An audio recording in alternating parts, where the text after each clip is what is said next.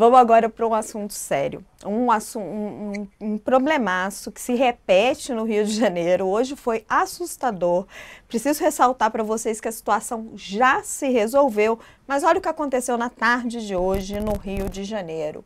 Criminosos sequestraram 9 ônibus e fizeram uma barricada no Rio de Janeiro. Criminosos sequestraram 9 ônibus, me corrigi aqui, eu falei que era à tarde, mas foi de manhã.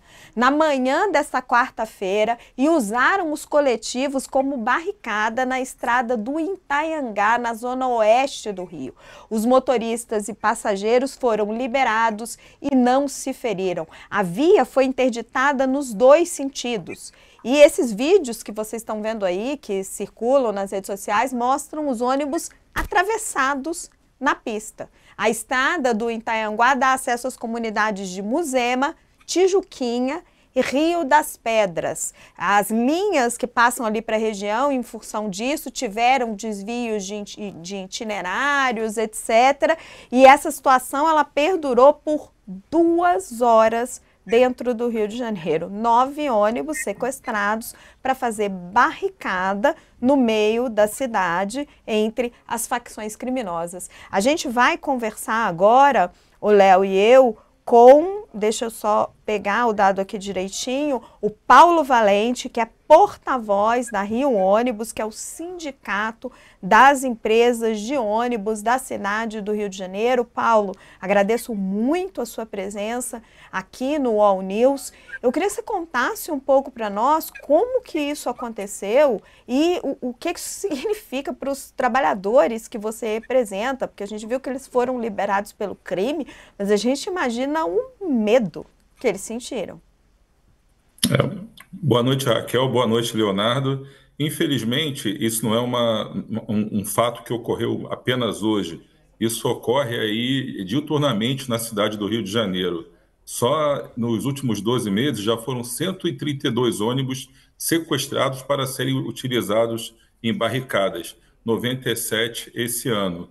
E isso acontece sempre que tem uma operação policial em alguma comunidade que é dominada pelo tráfico de drogas, ou muitas vezes até pela milícia, e quando a polícia chega para fazer algum tipo de operação, sequestram os ônibus, atravessam nas ruas para impedir o acesso aí das pessoas.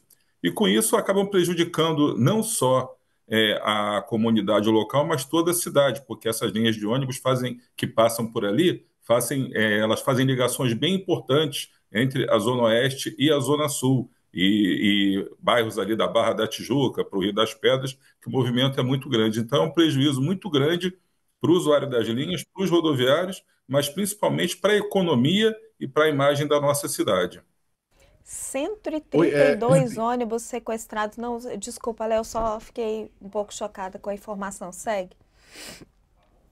Paulo, boa tarde. Neste caso, exatamente, o sequestro não teve nenhuma vítima, né? Só que a gente vê, vez ou outra, ônibus que são, inclusive, queimados, né? Pessoas dentro do ônibus. Eu queria que você falasse um pouco desses casos, desses 132. Vocês têm também levantamento do número de vítimas, de pessoas que saíram feridas através da ação desses criminosos? Não, o modus operandi deles é quase sempre o mesmo. Eles abordam os ônibus com motoristas e passageiros fortemente armados e pedem que todos saiam dos ônibus, mandam o motorista deixar o ônibus atravessado na rua, como barricadas mesmo, e fazem todo mundo descer. Pegam a chave do ônibus e quebram, ou então somem com ela para que o ônibus não possa ser retirado. Então, normalmente, eles não fazem vítimas. Todo o constrangimento, todo o medo, toda a insegurança da violência que é sofrida ali pelo pessoal que é obrigado a descer do ônibus à base de fuzil. Mas, felizmente, eles não levam a termo. Alguns casos, eventualmente, que nós já tivemos de ônibus incendiados, que é um outro problema também, além desses sequestrados, em 2023 foram 26 ônibus incendiados em atividades criminosas e 8 só esse ano, queimados em operações da polícia, em protestos dos bandidos. Então, nesses casos que tem incêndios, as pessoas têm que descer rápido, senão acontecem queimaduras, esse tipo de problema. Agora, nessa situação, o trauma ele é muito mais psicológico até do que o trauma físico, digamos assim. E Paulo, você desculpa tá... engatar essa pergunta, Raquel, perdão mesmo. Claro, por As favor, linhas, Léo. existe algum mapeamento de vocês com relação a linhas especialmente atingidas? Vocês são capazes de dizer que determinadas áreas, sob milícia, sob o tráfico, que esse é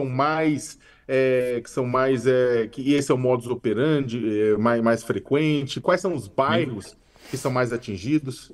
Então, nós temos isso. Os principais bairros aqui em que isso acontece são a Vila Aliança, o bairro de Cordovil, nas proximidades do Complexo de Israel, ali em Ramos, perto do Complexo do Alemão, e mais recentemente tem ocorrido aqui na Muzema e na Tijuquinha, que ficam num trecho de ligação entre a Barra da Tijuca e o Rio das Pedras. Então, esses são os pontos mais afetados, especialmente a Vila Aliança, em que esse tipo de ocorrência é praticamente semanal. Paulo, você está descrevendo algo recorrente, que já atingiu 132 ônibus, onde se sabe o lugar em que acontece, né, as regiões, o momento em que acontece, que são momentos de operações policiais. Então, poderia haver uma ação preventiva da polícia para impedir que a população passasse por esse tipo de situação. Qual é a resposta que vocês têm dos órgãos responsáveis quando acontece mais uma vez uma coisa dessas? Por que eles não fazem nada?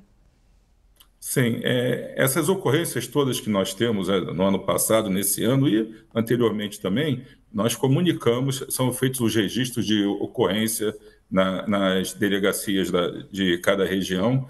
Nós temos também na nossa federação um programa em que as empresas comunicam diretamente para a Secretaria de Segurança casos de assaltos, casos de ônibus incendiados, de vandalismo, para que eles possam montar a mancha criminal e, a partir daí, possam localizar esses pontos. Como eu já disse, os pontos são sempre os mesmos e o tipo de operação por parte dos bandidos é idêntica.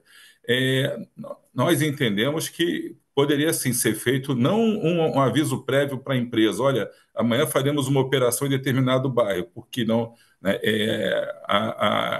as equipes de segurança certamente têm lá seus protocolos e não podem divulgar antecipadamente que farão uma outra operação policial. Mas eles podem, sim, encaminhar junto com a equipe que vai fazer a operação, que vai tentar entrar na comunidade ou prender as pessoas, eles podem mandar uma equipe maior para que possa ficar nas avenidas principais por onde transitam os ônibus, fazendo esse tipo de prevenção, para evitar que o pessoal desça da comunidade para render os ônibus, para fazer descer aí os motoristas e os passageiros. Então, a gente entende na nossa visão, que há sim como se prevenir esse tipo de ação, mas infelizmente na prática não é o que acontece.